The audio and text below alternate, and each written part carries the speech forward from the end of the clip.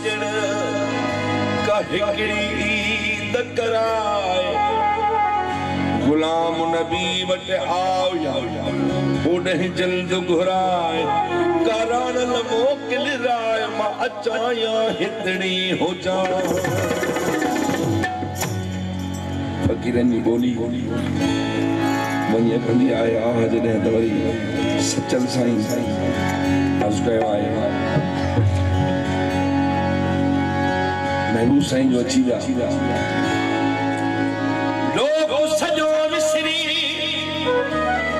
शान विसरी तू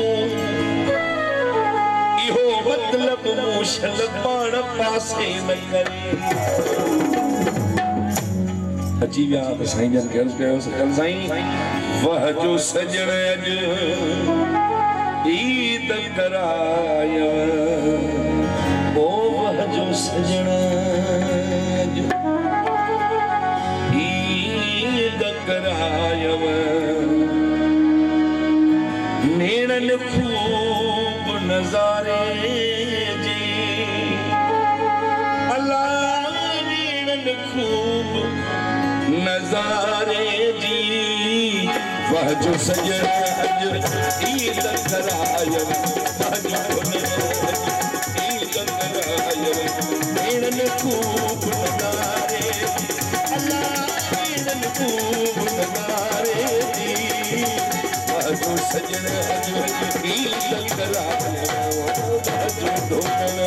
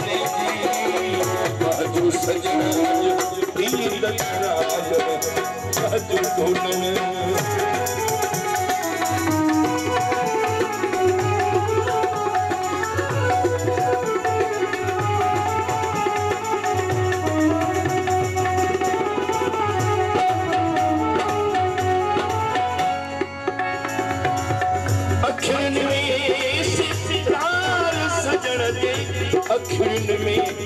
इसरार सजण दे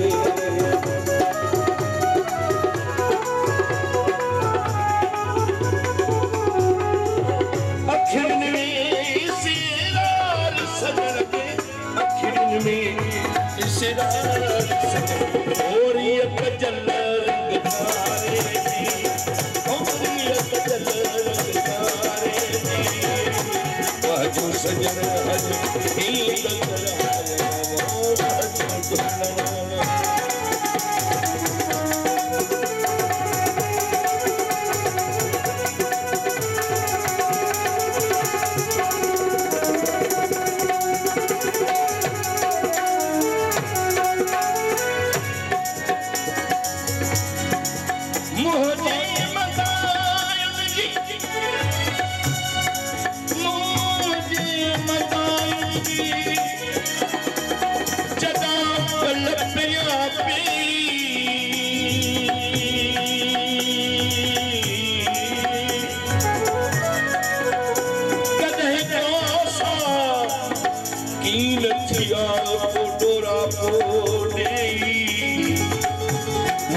साजन सबोई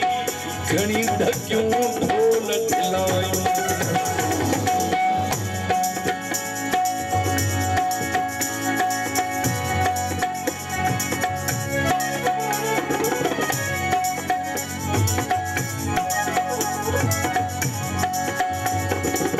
शादी कयव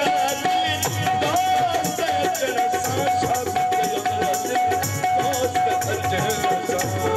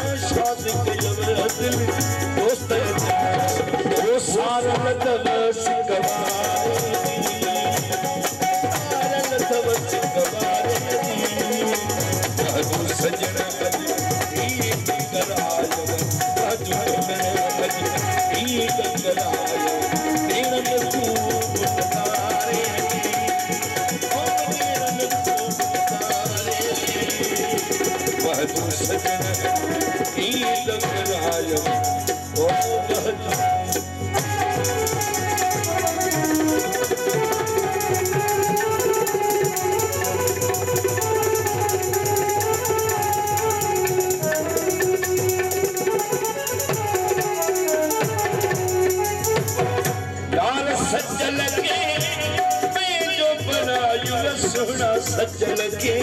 पंहिंजो बनायो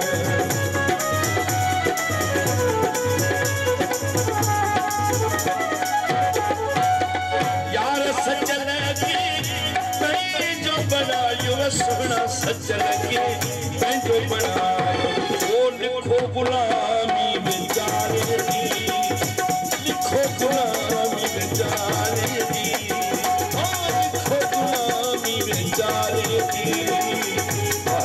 सजन ईद करायो ईद करायो नेण खूब नज़ारे दी ओ नेण खूब नज़ारे दी महतो सजन ईद करायो ओ महतो सजन